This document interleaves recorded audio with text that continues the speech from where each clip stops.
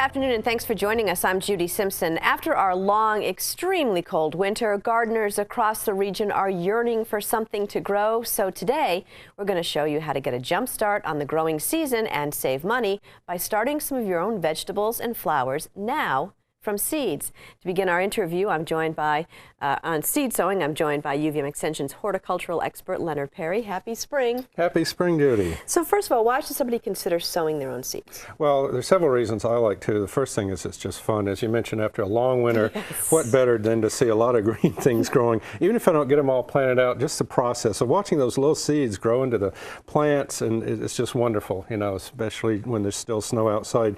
As you mentioned, you can save money by starting your own. You can also find varieties you can't find in the stores. You know, through the seed catalogs, there are just many more varieties. You can start those from seed.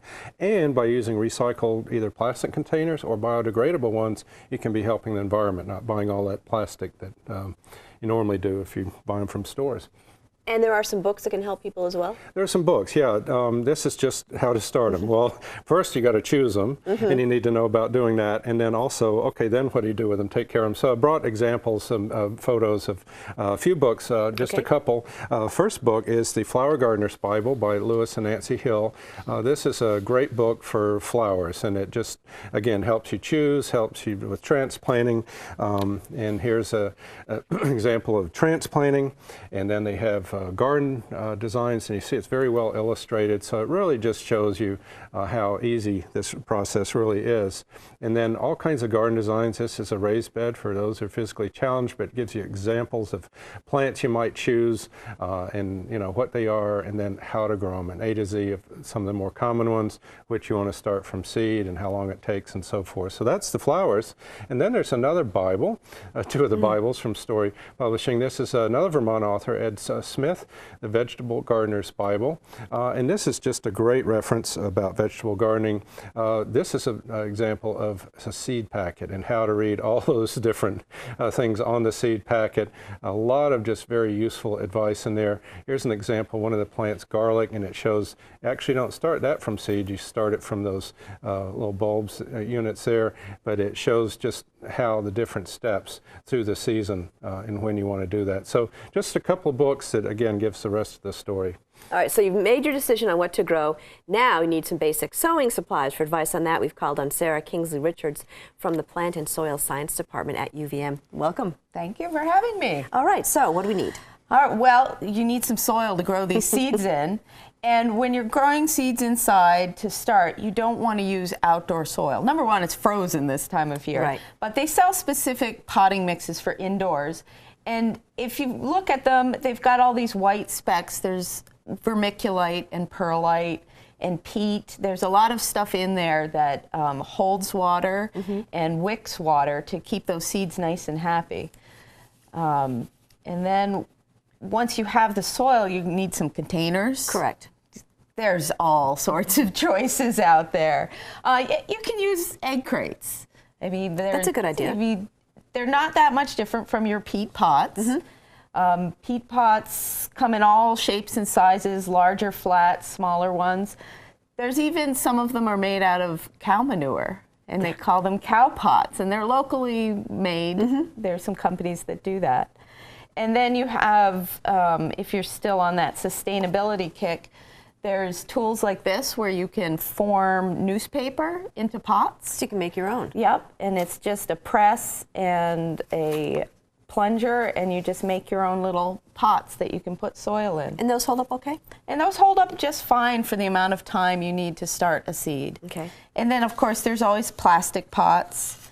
There's these little pop-up pods where if you water them, they pop up and they've got a little hole in the top, and it's a container and that couldn't be soil easier. all in once. Exactly. And the traditional plastic pots that people are familiar with. Also, going back to soil a little bit, they sell little compressed peat, and that once you put it in a thing and put some water on it, it'll poof up and give you some nice soil to work with. For those of you who don't want to get your hands too messy. Too messy, too messy. All right, so we've got our soil, we've got our containers now. I would imagine, depending what container you use and what seeds you're using, you sow them in different ways. Yes, you do. And generally, the smaller the seed, the closer to the surface you want it to be. Okay. Bigger seeds you can plant deeply. When you have a pot like this that's a big mass of soil and you're planting little tiny seeds like this one's pepper, what you want to do is use a tool, a pencil, a little marker to create a groove. And then you tap your seeds in along that groove.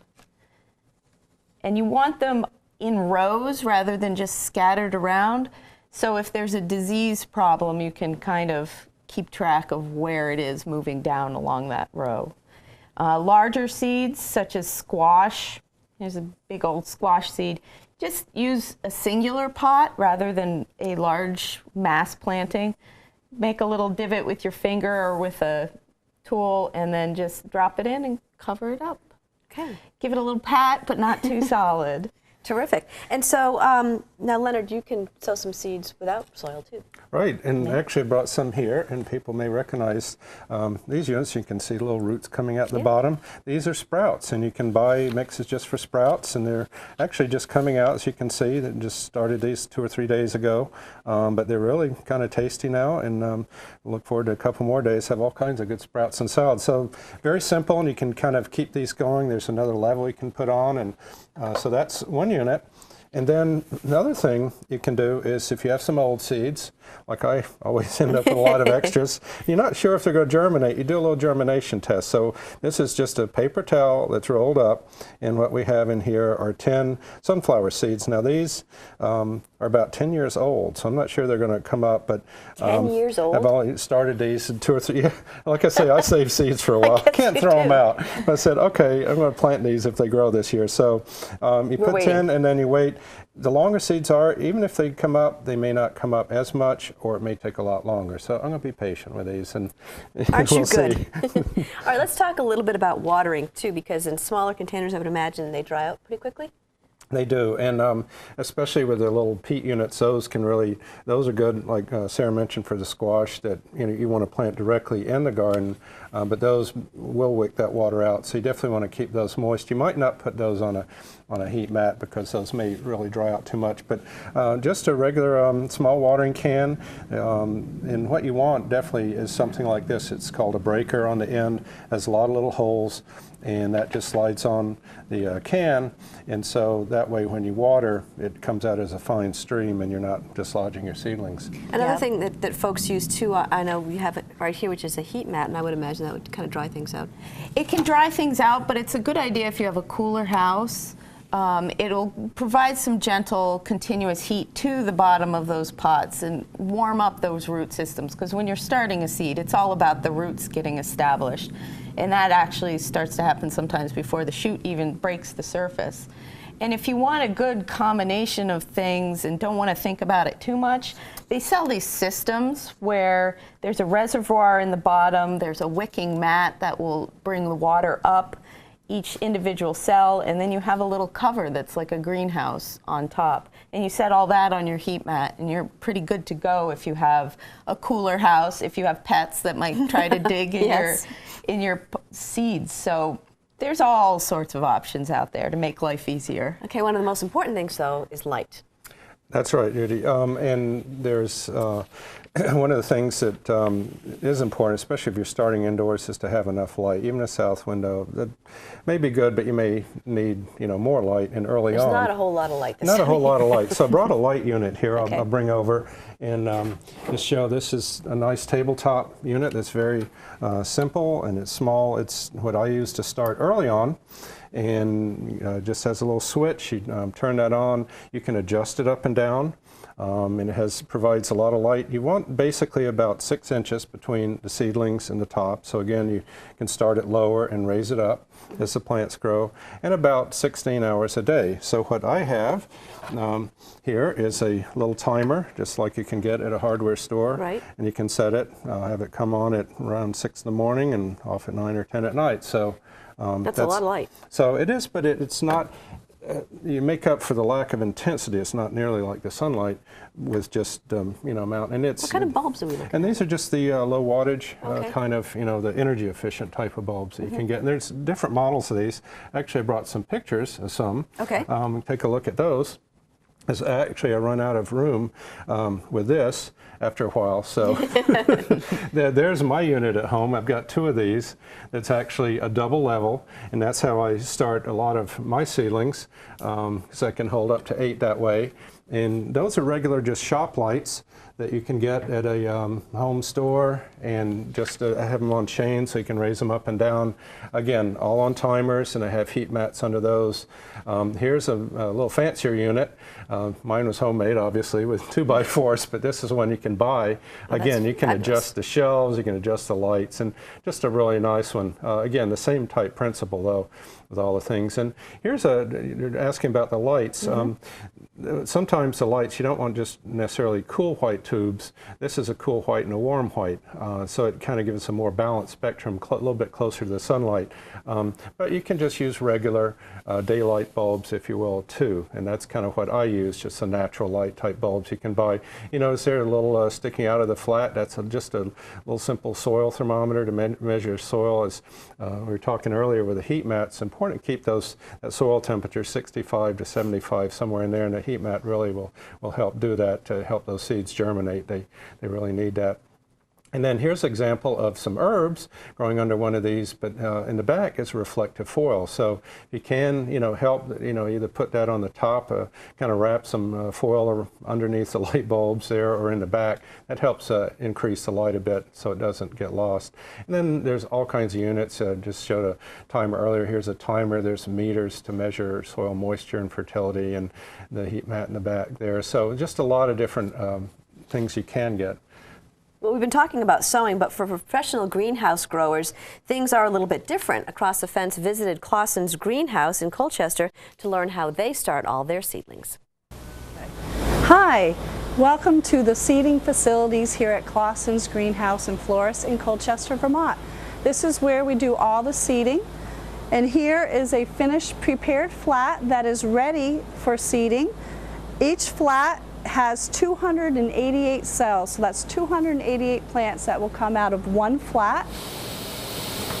We bring it over to the machine here, which runs on air and fiber optic eyes that read the tray. And the first eye that reads it is going to tell the dibble bar here to come down and just make a slight indentation for the seed to cradle in. The second step, it comes to where the seeding actually begins, reads the eye, and it is programmed to feed it one seed. The needle will drop down a seed and then pick up another one by vacuum. And the third stage, it comes into the hopper here, which has another fiber optic eye that will give it a light covering of vermiculite to help it through its germination phase. It comes out of the machine. Then it gets stacked for germination, and every bench in this house has a biotherm with hot water that runs through it, so they all stay toasty from top and the bottom. And then they get about 3 to 4 days. Once the germination starts, they get laid out, and then it can take up to a month to 2 months, and then you'll be purchasing it for your home. Wow, I think you need one of those for your basement. Yeah, that's if I were doing a few 100,000, I definitely would, but I don't do that. I just do them by hand. And actually, these are some that I did start at home under those lights. Some of these are destined for the Burlington waterfront this year. Oh, no kidding. These are just some seeds I saved of Purple Majesty millet, and so some are coming up better than others, depending on the year. Some geraniums, some marigolds. Normally, I wouldn't start those soon, but I want bigger plants to set out, so I started those a few weeks ago. And then one of the new salvia, All-America winners. So for folks at home who are sowing their own seeds, how long do they have to wait for the seeds to start coming up and germinating? Well, now's a good time to sow a lot of things, things like tomatoes and so forth. Some of the things you wanted to sow earlier. Actually, on my website, I've got a list of how long it takes. I've compiled over the years and figured I'd share that up there with vegetables and flowers for sowing seeds. Often it's on the seed packet too, or seed catalogs. But now is the time to start thinking about it. Now's definitely the time to start thinking about it. So, great. Well, all right. Thank you so much. Thank you, Sarah, for coming in. You're welcome. Great ideas. That's our program for today. I'm Judy Simpson. We'll see you again next time on Across the Fence.